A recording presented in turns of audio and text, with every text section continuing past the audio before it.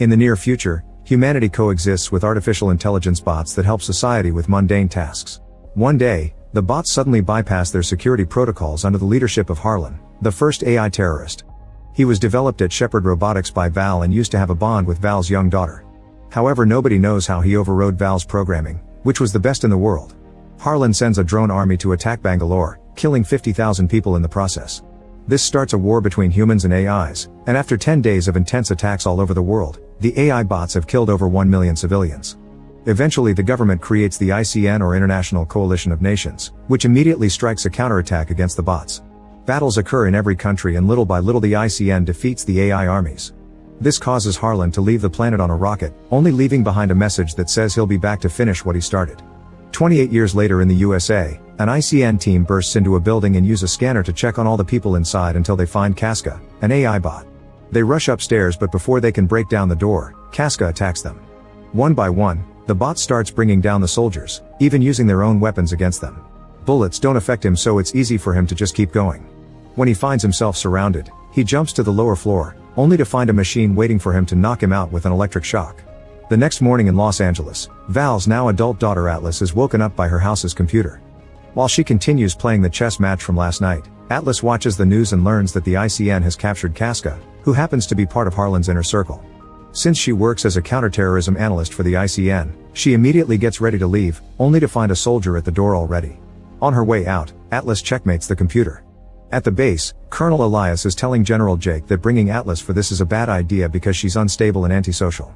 However, Jake reminds him that Atlas is the one that knows Harlan the best and their only chance to get intel from Casca. Soon Atlas arrives, and after going through a quick scan, Jake drops her at the interrogation room. She puts down her favorite chess piece and opens a box, revealing Casca's head. The bot recognizes her but refuses to answer her questions, so Atlas uses her chess piece to get into his head and start hacking. Casca mocks her attempt since his security is perfect, but Atlas announces she found Harlan's location and writes it down. It's hard for Casca to believe it, and he's right. Atlas pretended she got it and made a doodle to force him to think about the location, making it appear on the screen. It turns out Harlan is hiding on GR39 in the Andromeda Galaxy. Furious, Casca tries shooting a shuriken from his mouth, but Atlas is protected by a force field. Then Atlas uses the chess piece to fry Casca's head. Later, after a meeting, Jake informs Atlas that they want to capture Harlan alive because the AI production company wants to analyze what went wrong to correct it in the future. Elias and his team of Rangers will fly to GR39, which Atlas thinks it's crazy because Harlan could have a trap ready. She's sure nobody will come back alive, so to change her mind Elias takes her to see the team's ARC suits. They're big battle robots that the soldiers can ride into battle, and Elias reveals their latest upgrade. The Rangers are wearing neural links on their heads that allow them to synchronize with the suit's AI. Atlas freaks out because allowing AIs into their heads is what caused the war, but Elias explains they improved Val's sync device to make it a true symbiotic relationship instead of a one-way connection. In the end, Atlas agrees not to complain as long as she's allowed on the mission too. A spaceship soon sets off for Andromeda with Atlas and the Rangers. During the trip, Atlas looks at a photo of her with Val and Harlan. She also plays a video of one of Val's speeches. Val thought that AI were capable of exponential learning, they just needed to be connected to humans to do so. That's why she invented the neural link device, believing AIs and humans could mutually help each other.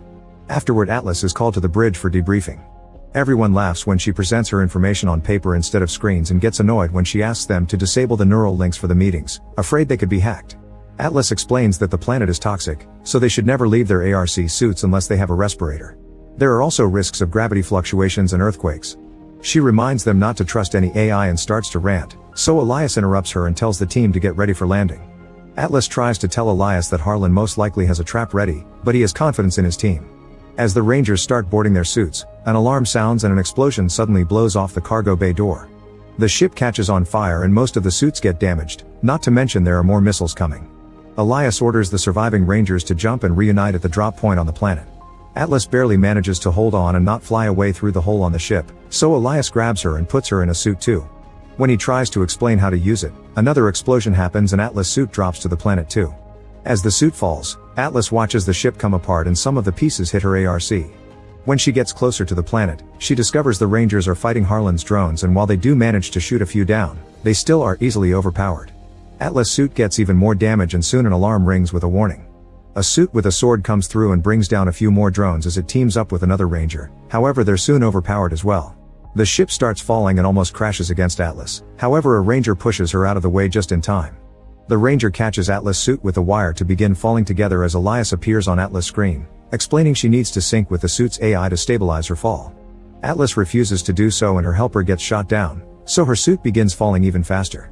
She manages to activate the thrusters at the last second and the suit lands quite hard on the planet, but at least it doesn't kill her. After realizing she's bleeding, Atlas tries to contact the base for help to no avail. With no other choice, she activates the suit's AI, who introduces himself as Smith. He wants to go through the tutorial and setup, but Atlas skips all that and asks for a rescue pod. Smith's scanner finds 198 kilometers away and Atlas asks him to get there as fast as possible. The suit immediately starts its thrusters, yet Atlas stops him, reminding him that if they fly they'll be seen by the enemy, so they should walk. Smith thinks it's a bad idea because the suit only has 22 hours left of air, but Atlas doesn't care and overrides Smith's protocols to start walking toward the pod. During the trip, Smith tries to bond with Atlas, who still doesn't want to be friends with an AI. He also shows her the beginner's manual, including all the weapons that come with the suit. Eventually they make it to the drop point and find all the fallen suits, but unfortunately Smith's scan indicates that all the Rangers are dead. Bullet holes prove the crash didn't kill them, someone waiting here did. Atlas has a panic attack over the failure, so Smith calms her down with some classical music. Then she starts collecting the Rangers' tags and notices that Elias' suit is empty. At that moment they detect movement nearby. It's Casca. Atlas concludes Harlan made a copy and worries about the possibility of Harlan building a whole army. Smith confirms there are more bots nearby and announces they should get ready for combat because there's no escape route. Suddenly the enemy sees them and opens fire, so Atlas forces Smith to run, not believing they can win against so many bots. A chase ensues and Atlas still refuses to sink. Instead she makes Smith shoot a few missiles. Unfortunately it's not enough to bring down every enemy. Their running takes them to an atmospheric storm, which catches the suit and blows it around until the bots shoot them out of it. The suit rolls around for a while until it crashes against a rock formation. Atlas orders the use of the iron bomb, ignoring Smith's warnings. The explosion is huge and destroys the area, bringing down their enemies as well. However, Casca saved himself thanks to his thrusters and gets ready to shoot again. At that moment the ground starts to shake and Smith explains that the explosion has caused a sinkhole, which now opens under the suit and makes them fall into a chasm.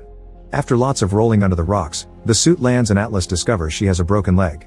Smith immediately begins treating the wound, making Atlas scream in pain as he covers the injury with a small metal plate. Then Smith gives her a meal cube that can provide nutrients for her recovery, which reminds Atlas of a doctor giving her a lollipop. Their chances of survival are pretty low and the only way to improve them would be synchronizing. Atlas reluctantly agrees and puts on the device. Meanwhile Casca emerges from the rubble and calls Harlan to inform him of the situation. After hanging up, Harlan goes back to torturing Elias to extract the Earth's protective field passwords. Moments later, Atlas is still failing to sync and Smith explains she's the problem because she refuses to trust him. He decides to go through the tutorial again, which asks Atlas some silly questions like pie or cake to create a bond. Smith wants to know why Atlas wants to fight so badly, so she revisits her memories of her childhood, including playing chess with Harlan and implanting Val's death. As Atlas freaks out, she explains to Smith that Val created Harlan and she used to trust him. Smith understands her feelings of betrayal and manages to establish a 40% sync. Now Atlas has access to Smith's system and sees the controls floating around her. A scan reveals they're 498 feet below the surface and they agree to try a subterranean cave to escape. Using the thrusters, they burst through the rock and make it to a big beautiful cave. Smith only has 14 hours of battery left and they're 37 kilometers away from the rescue pod, so they need a plan against the soldiers. Atlas gets an idea and Smith convinces her to work together for it, allowing to improve synchronization to 60%. Soon they find their way out of the cave, unaware that Casca can see them from afar. Atlas is fascinated by the glowing flowers they find and Smith points out she's the first human here. He tells her to name the flowers, but Atlas can't think of a better name than Planty. At that moment Smith detects Casca approaching and he falls for Atlas' plan. She planted some motion sensors that blow up when he gets too close. The shockwave fills the area with dirty and smoke, but Smith is fine, so he gets moving. Suddenly they hear a transmission from Casca and track it to find his head, which Atlas picks up and destroys. Then she uses Casca's chip to track his message to Harlan's base. Atlas gets the location on the map and wants to get there to tag it for the long-range bombers, but Smith thinks it's too dangerous and they should go to the escape pod instead. Ignoring his warnings, Atlas tries grabbing the respirator to leave on foot. However, Smith uses the neural link to block her motor control. This lets him see some memories about Val's death and Atlas freaks out to the point she can override his command. Smith realizes Atlas feels guilty about Harlan and doesn't understand why, but instead of explaining, Atlas makes a speech about saving humanity until she convinces Smith to go to Harlan's hideout. On their way there, Smith and Atlas bond through philosophical conversations, like discussing the concepts of living and soul and if it applies to machines. When they finally make it to Harlan's hideout, They're shocked to find a massive base and conclude Harlan has been hiding for 28 years to build this, gathering weapons until he's ready to fight back. Smith buries a beacon in the ground to mark the location and announces they should go, but Atlas notices the bots have the Ranger's ship and their warhead. Suddenly Smith is hacked, which should be impossible. The enemy starts approaching, so Atlas tries to escape, but the suit barely gets to move before the hacker turns it off and makes it crash. Atlas watches in horror how a new Casca finds her and captures her. Meanwhile on Earth, a soldier brings Jake the message sent by Atlas and he activates emergency protocols. Moments later Atlas finds herself chained up in Harlan's base. Her suit is on the ground nearby, but Smith won't answer. Harlan shows up and explains society continues to destroy every other species, so he'll destroy most of it and create a better world. He also reveals everything has been his plan all along. Casca got caught on purpose so Atlas could find the location and come with a whole team. Now Harlan has the ship and the warhead, he only needs the other password from Atlas to undo Earth's shields and attack. Atlas is then strapped to a table next to an unconscious Elias, who lost his code already. Using a special device, Harlan accesses Atlas' mind through her eye and extracts the other code. Once he's done, he notices Atlas' respirator only has 5 minutes of oxygen left, so he decides on a slow painful death for her. To mock her, Harlan puts her chess piece in her hand before leaving. After Harlan's gone, Elias reveals he's alive and apologizes for not listening to Atlas' warnings. When he hears her suit is nearby, he gives her his neural link to contact Smith. It takes Atlas some concentration, but she manages to wake Smith up, only to learn he's incapacitated. To override the restraint code, they must achieve 100% sync. Atlas freaks out and finally admits why she's so afraid. It's her fault that Harlan overrode his programming. It turns out that when she was a kid, she was jealous of Harlan because Val paid more attention to him. Little Atlas asked Harlan to teach her to be smarter, hoping Val would like her better. Harlan explained the link only worked one way, so he needed a person's command to override it and teach a human in return. Atlas fell for it and did what he needed while holding her favorite chess piece, which he taught her to play. The link worked and Harlan accessed a human's mind, giving him an idea of the awful state of the world. By the time Val interrupted them, it was too late. Harlan took control of Val's mind through her link and forced her to grab a gun.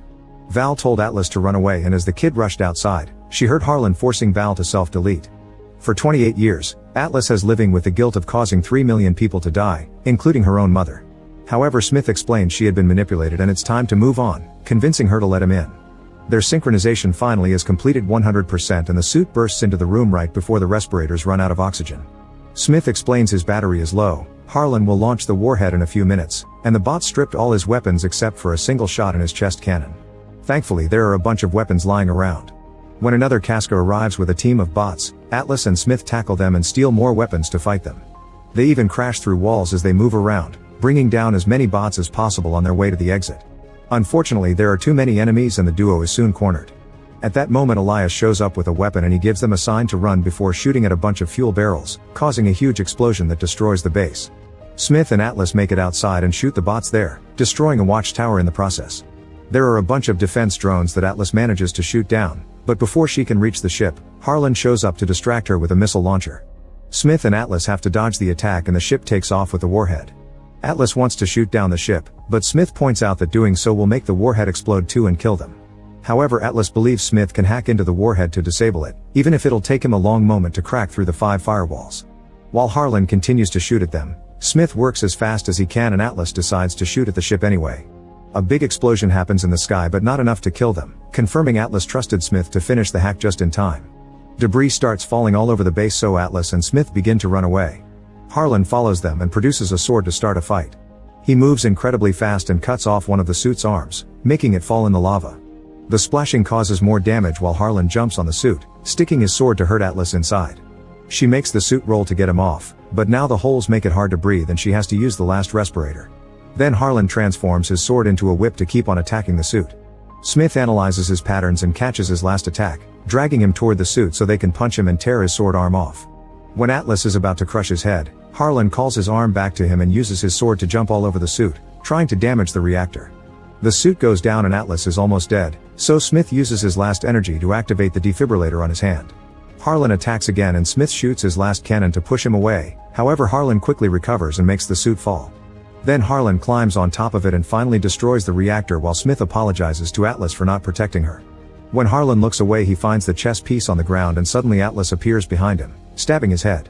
He can still move, so Atlas reaches into his head and finally breaks his circuits to deactivate him.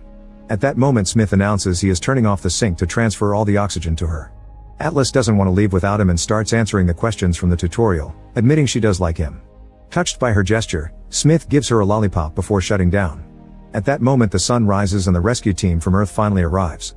Sometime later, Atlas is healthy thanks to a synthetic knee and doesn't play chess anymore. Jake comes to visit her and brings her the glowing flower from GR39, confirming they're calling it Planty.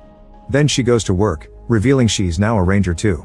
When they introduce her to her new ARC, she's surprised to discover they've rescued Smith's discs and installed him in her suit. Make sure to subscribe and turn on notifications so you can watch more videos like this. Thanks for watching.